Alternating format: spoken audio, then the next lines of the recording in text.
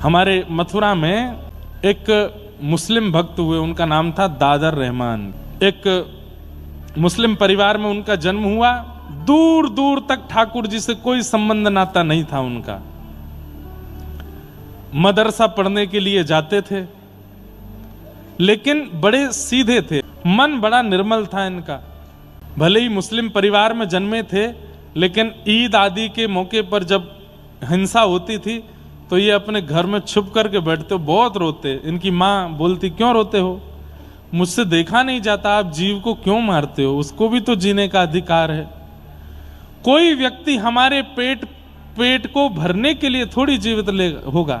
तो जो मदरसा जाने का रास्ता था, उस रास्ते में एक मंदिर पड़ता था, पर मंदिर के बाहर एक लकड़ी की एक आड़ जैसी थी, ताकि चलते फिरते लोगों को सीधे ठाकुर जी का दर्शन ना हो। जिसका मन हो वो भीतर आके दर्शन करे।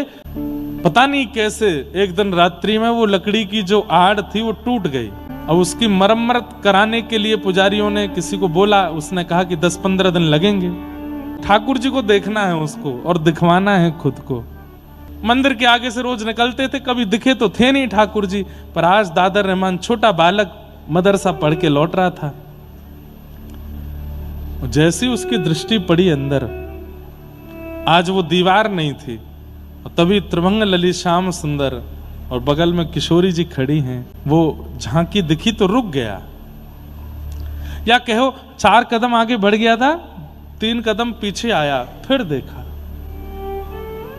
और बाहर से ही देखता रहा। और देखते देखते अब ये तो पता ही होता है सब लोगों की, ये ठाकुर जी हैं और ये इनकी प्रियसी श्री किशोरी जी हैं, श्री राधा रानी हैं। इतना तो उसको भी पता था। अच्छा, ये हिंदुओं के भगवान हैं, कितने प्यारे हैं। इनका मुखमंडल कितना सुंदर है, इनके नेत्र कितने प्यारे हैं, इनके गाल कितने सुंदर हैं, इनके हाथ कितने सुंदर हैं, ये खड़े कितने प्यारे हैं, कैसे त्रिभंग लली ऐसे बन के खड़े हैं। वो बस ये, उसको कुछ और नहीं पता है, वो केवल झांकी देख रहा है। देखता रहा, देखता रहा, देखता रहा। थोड़ी देर बाद कुछ ब्राह्मण लोग वहां आ गए और उन्होंने जब उसको मंदिर के अंदर देखते हुए देखा तो ऐसे थोड़ा घूर करके उसकी ओर देखा, तो डर के मारे वो वहां से चला गया। लेकिन घर गया, अब वो पानी भी पी रहा है। पानी पीने में कितना लगता है? 5 सेकंड, लेकिन वो मुख से लगाए पात्र को बस सोच ही रहा है। कैसी छवि थी, पोशाक कितनी अच्छी थी, बाल कितने सुंदर थे, नेत्र कितने अच्छे थे। मां घर से बाहर बार बार जाने नहीं देती थी, मौका ढूंढ रहा है, मैं कैसे दोबारा जाऊं। तो एक ही उपाय था, कल जब मदरसा जाऊंगा तो फिर देखूंगा। तो बस रात भर यही है, रात्रि तुम जल्दी जाओ, जल्दी से सुबह उदय हो। सूर्य उदय होते ही पिताजी ने बैठा दिया, नमाज पढ़ो। तो जो भी क्रम था वो अपना करने लगा। बस उसको तो उत्सुकता थी। माँ ने बाल भोग बनाया था, मुझे भूख नहीं, मैं जा रहा हूँ, आज मौलवी जी ने जल्दी बुलाया है, मैं जा रहा हूँ। चला गया। कोई मौलवी ने जल्दी नहीं बुलाया था, उसको देखना था। मंदिर के बाहर खड़े होकर फिर देखने लगा। कल तो देख करके कैसे तैसे चला गया। अब मंदिर के बाहर मुख्य रास्ता था, वहां कुछ ठेले दुकानें आदि कुछ लगी थी। तो कभी किसी दुकान पर बैठ करके वहां से कुछ सामान लेके खाने लग जाए, देखने के लिए बहाने ढूंढे। कभी किसी दुकान पर खड़े होकर वहां से देखे, कभी कहीं खड़े होकर के देखे। अब तो मदरसे का समय हो गया, समय पूरा हो गया। बालक वापस लौट के घर जाने लगे और दादर रहमान वहीं खड़े खड़े ठाकुर जी को देख रहा है। एक इनके चाचा का बेटा था, उसका नाम था कासिम। उसने आकर के देखा, हे तू आज वहां नहीं आया? मौलवी जी पूछ रहे थे। तो अपने आंसू पोंछे, आंखें लाल पड़ी थी। नहीं कुछ नहीं, बस ऐसे ही थोड़ा बुखार था। बुखार था तो घर पे होता, तो यहां क्या कर रहा है? बाजार में घूम रहा है। कासिम को बुलाया, बोले इधर आओ, मुझे ना कोई अच्छा लग गया है, और क्यों लग गया है मुझे नहीं पता है। अब मुझे डर भी लग रहा है कि कहीं ये अच्छा लगना बुरा तो नहीं है। बोले कौन अच्छा लग गया है? अपने बगल में अपने चाचा के भाई को, बेटे को खड़े, कासिम को खड़े करे, बोले वो अच्छा लग गया है। सामने देखा जैसे त्रिभंग ललित श्याम सुंदर। कासिम बोला, अरे बाप रे, तू क्या कर रहा है? तू इसको देख रहा था सुबह से? बोले हाँ। अरे, बोले पाप लगेगा, चल यहां से। लेकर के गए, बोले कि इसका पता नहीं चलना चाहिए तेरे पिता को और मेरे पिता को। घर में किसी को भी पता चला तो हम लोगों को काट दिया जाएगा, मार दिया जाए, तुझे पता नहीं है कितना बड़ा अपराध है ये। बोले इसमें अपराध क्यों है? वो कितने सुंदर हैं, तूने देखा उनको? उनकी मुख देखे, उनके गाल देखे, नेत्र देखे, कितने सुंदर हैं। और उनकी जो प्रियसी राधा रानी, उनकी तो मैं क्या कहूं, वो कितनी सुंदर थी। ये सुंदर हैं तो ये देखने में क्या अपराध हो सकता है? कासिम बोला देख खबरदार, तू खुद कुछ कर रहा है अपराध, मुझसे भी करवाएगा, नहीं करना, नहीं देखना। मैं घर पे नहीं बताऊंगा, लेकिन कल से मत करना ये सब। कासिम को कुछ खाने के लिए कुछ चीज अच्छी लगती थी बाजार की, तो दादर रहमान वो खरीद लाया। अपने चचेरे भाई को वो सामग्री दी खाने की, खुश हो गया, अरे वाह तू मेरे लिए लाया। बोले कि मैं तुझे एक शर्त पे दूंगा। बोले क्या? मुझको देखने दिया कर, घर पे किसी को पता चलना नहीं चाहिए, मैं पढ़ने नहीं जाऊंगा मदरसे में, मुझे बस उनको देखना है, तू घर पे नहीं बता। तो बोला नहीं नहीं ये नहीं होगा। बोले देख आज एक दे रहा हूं, कल 2 सामग्री दूंगा, परसों 4 दूंगा, तुझे रोज खिलाऊंगा, घर पे नहीं बताना। कैसी अद्भुत लीला है।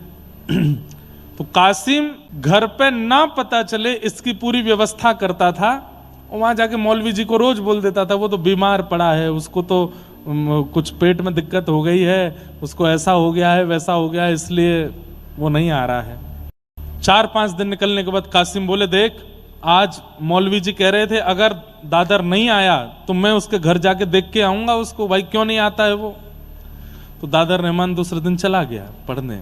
4-5 दिन बाद तो मौलवी जी ने बैठाया, बोले कहाँ था तू, क्या था, क्या कर रहा था? तो सब उसने झूठ वूठ बोल के किया। अचानक से उसने पूछ लिया, बोले मौलवी जी एक बात बताइए। बोले क्या? एक काफिरों के भगवान को अगर देख लेते हैं तो उससे कुछ होता है क्या? तो मौलवी जी बोले ऐसा क्यों पूछते हो तुम, देखा है क्या तुमने?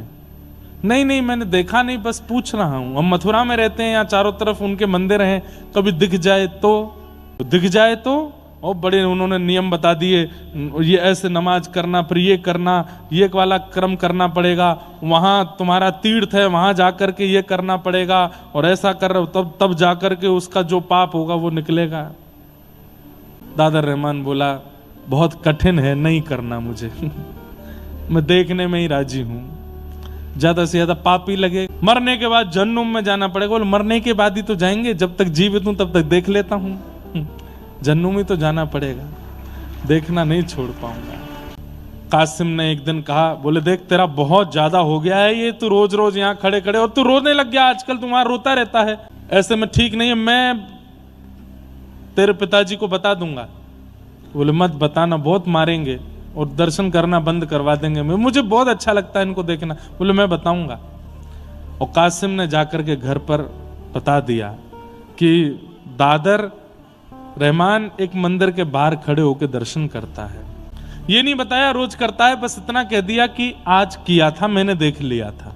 इतना मारा पिता ने, इतना मारा कि हाथ की चमड़ी उधर गई। दादर रहमान बोले तू इनके भगवानों को देखेगा, ऐसा करेगा, ये करेगा, रोते रहे। घर में बंद कर दिया। बोले अब तू नहीं जाएगा पढ़ने के लिए। माँ ने समझाया, बोले कि हम मथुरा में रहते हैं, यहाँ चारों तरफ हिंदू ही हैं, अगर किसी की संगति में आकर के उसने गलती कर दी तो आप इतना क्यों मार रहे हैं उसको? तो उन्होंने समझाया, बोले 1-2 दिन नहीं करूंगा ऐसा तो ये बिगड़ जाएगा, करने दो।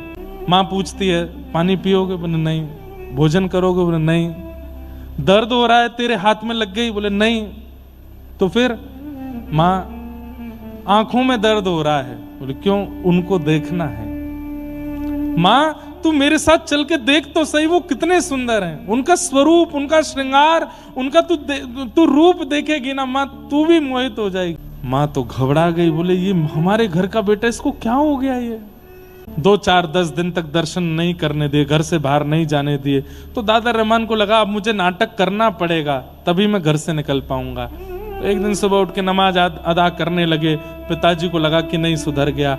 पिताजी से जाके बोले पिताजी आज के बाद नहीं करूंगा, मुझसे गलती हो गई और मैं अब पूर्ण तरह जो हम लोगों का है उसका ध्यान रखूंगा। बोले हाँ बस यही बात। अब तुम मदरसा जाता है और जैसे जैसे वो मंदिर समीप आता है मन में बस स्थिति होती है और दूर से ही बोलता आ रहा है। वो नाम भी नहीं जानता ठाकुर जी का, वो बस ये जानता हिंदुओं के देवता, ए हिंदुओं के देवता मैं तुमसे प्रार्थना करता हूँ, मार्ग यही है, मुझे निकलना पड़ेगा सामने से।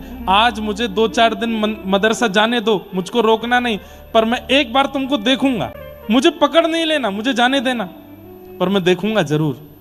जैसे ही आया सामने और बड़े डर डर के देख रहा है, और जैसे ही देखा फिर रुक गया, वहीं देखता रहा। देखते देखते आंखों से आंसू, अब तो रोने लगा हाथ जोड़ के कि मैं ये बीच मझधार का कैसे हो गया हूं, मुझे या तो वहीं रहने दीजिए या यहां रख लीजिए, ये बीच में मेरे पिता मुझे मार देंगे, मेरे साथ क्या हो रहा है। पिता को पता चला था कि आज गया है पढ़ने के लिए, तो पीछे से देखने के लिए गए मौलवी से बात करने के, तो रास्ते में ही दिख गया। और जब उस स्थिति में देखा तो सोचो, पहले पता चलने पर जब खाल उधेड़ दी थी तो अब क्या किया हो। इतना बुरा बर्ताव किया, इतना मारा कि बस प्राण नहीं निकले। पूरा मुख सूज गया, हाथ सूज गए, पैर सूज गए, और तब भी रो रहे हैं दर्द से, नहीं कि मैं उनको देखे बिना रह नहीं पा रहा। और वो अपने पिता को समझा रहे हैं, इसमें मेरा कोई वश नहीं है पिताजी, पता नहीं क्यों मेरे नेत्रों को वो सुहा गए।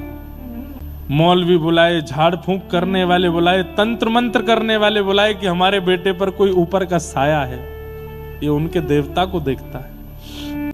इतने सारे तावीज पहना दिए गले में, हाथों में गंडे पहना दिए, पैरों को सांकर से बांध करके घर में रखा कि वहां चला ना जाए। तंत्र मंत्र वाले आ गए, झाड़ फूंक करने वाले आ गए। अब तो स्थिति ये हो गई, बिना नाम जाने, बिना कोई यज्ञ तप जप जाने, कुछ नहीं पता है प्राप्ति के लिए करना क्या पड़ता, कुछ भी नहीं आता है, लेकिन बैठे बैठे बस हंस रहे हैं। पूछते हैं तंत्र मंत्र करने वाले, कौन है तेरे सिर के ऊपर, कौन है? तो बोले, घर से निकल के जब मदरसे के रास्ते पर जाओगे तो बाएं हाथ पे एक मंदिर पड़ेगा, वहां जो खड़े हैं वही हैं, वही हैं, तन में, मन में, जीवन में, बुद्धि में, चित्त में, नेत्रों में, बस उनके अलावा कुछ नहीं, उन्हें देखना है। अब तो वो प्रार्थना करने लगे ठाकुर जी से कि नाथ अब मैं नहीं रह पाऊंगा, अब मेरी स्थिति कुछ ऐसी हो गई है कि मैं कुछ जानता भी नहीं आपके बारे में, मुझे आपका नाम भी स्पष्ट नहीं पता, बस देखने की इच्छा है मेरी, अब कृपा। और बस एक दिन मौका पा करके पहुंच गए मंदिर के बाहर, प्रतीक्षा कर रहे हैं कि मंदिर खुले, दर्शन हो। घर से भाग करके मौलवी आदि सब ढूंढ रहे हैं कहाँ हैं, छुप करके बस प्रतीक्षा कर रहे हैं, एक बार झलक दिख जाए प्राण त्याग दूंगा। आज जैसे ही ठाकुर जी का दर्शन करने के लिए पहुंचे, कपाट खुलते ही सामने जब श्याम सुंदर को देखा, दर्शन करके नतमस्तक हुए, नतमस्तक होकर के जैसे ही पुनः उठ करके देखा तो ठाकुर जी सचल होकर के प्रकट हो गए, और प्रकट होकर के दादर को अपने हृदय से लगा करके अपने में ही विलीन, उसको अपने संग ही ले गए ठाकुर जी, नहीं मिले फिर, ठाकुर जी में ही विलीन हो गए।